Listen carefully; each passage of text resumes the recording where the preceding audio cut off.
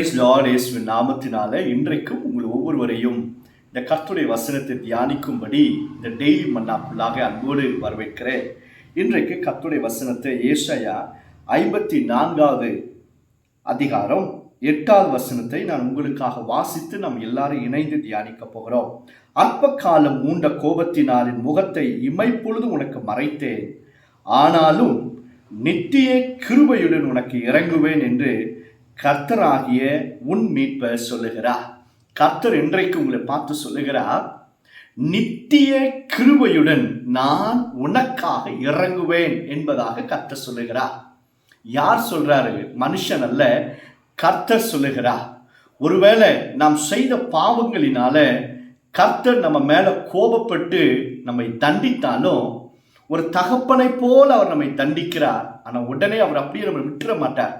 மீண்டுமாக கிருபையோடு இறங்கி நம்மை கரம் பிடித்து தூக்கி அவர் நம்மை ஆசீர்வதிக்கிறார். கிறிஸ்துவுக்குள் பிரியமானவர்களே, நீங்க நிறைய குழப்பத்தில் இருக்கிறீங்களா? எந்த வேலையும் சக்சஸ்ஃபுல்லாக நடக்கலையா? எது தொட்டாலும் தோல்வி அடையுதா? வேலையே கிடைக்கலையா? பண நஷ்டமா? எந்த சூழ்நிலையில நீங்க இருந்து கொண்டாலும் என்ன ஜெபிக்கணும்னு சொல்லி தெரியாம இருந்தாலும் இதை சொல்லி ஜெபம் பண்ணுங்க. ஆண்டவரே, என் மேல இரக்கம் பாராட்டுங்க. இயேசுவே, என் மேல இரக்கம் பாராட்டும்.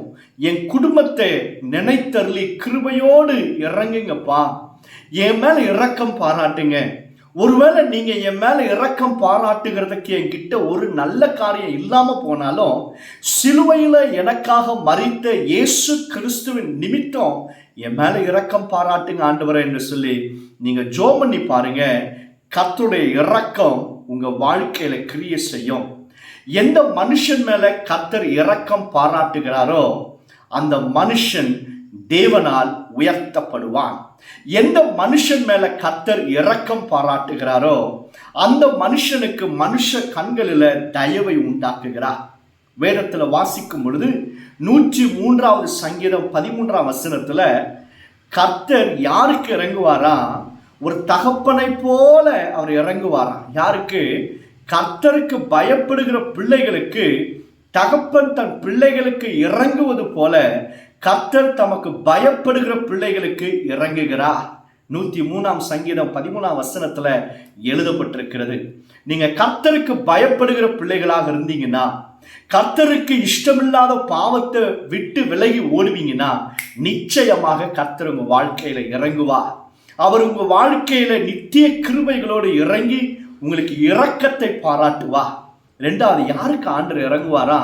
நீங்க பழைய ஏற்பாட்டுல யாத்திராகம புஸ்தகத்துல 2ஆம் அதிகாரத்துல வாசிச்சீங்கன்னா, இஸ்ரவேல் ஜனங்கள் எல்லாரும் பல ஆண்டுகளாக எகிப்தியருடைய கொடுமையை தாங்க முடியாம கர்த்தரை நோக்கி பெருமுச்சிட்டார்களாம், அங்கலாய்த்தார்களாம், அழுதார்களாம். ஏன் அப்படின்னா கொடுமையை தாங்க முடியல.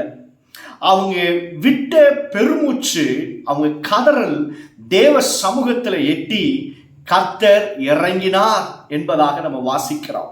கர்த்தர் விடுதலையாக்கினார் யெகோவா என்கிற நாமத்தினால. இந்த வசனத்தை கேட்கிற அருமையான தேவ பிள்ளைகளை, மனுஷங்கிட்ட போய் உங்க கஷ்டத்தை சொல்லும் பொழுது அவர்களுக்கு அது புரியாது, அவர்களுக்கு அதை குறித்த ஞானம் இருக்காது. இதுதானே அப்படின்னு சொல்லி அசட்டை பண்ணி நம்மளை விட்டுட்டு அவங்க போயிடுவாங்க. ஆனா கர்த்தரோ உன் கூக்குரலை கேட்பார், உன் கதறலை காண்பார். நிச்சயம் கர்த்தர் இறங்குவார், நிச்சயம் இறங்குவார். ஆகார் என்கிற ஒரு அம்மா தன் பிள்ளை வனாந்தரத்துல பிரயாணம் பண்ணி கொண்டிருக்கும் பொழுது அந்த அம்மாவும் ஆகாரும் அந்த பிள்ளையும் தண்ணீர் இல்லாம சாகிறத நான் பார்க்க மாட்டேன், தூரமா போய் அந்த அம்மா அழுது கொண்டிருந்தாராம். கர்த்தர் சொல்றாரு, வேதத்தில் எழுதப்பட்டிருக்கு, பிள்ளையின் சத்தத்தை கேட்டு கர்த்தர் இறங்கினாராம்.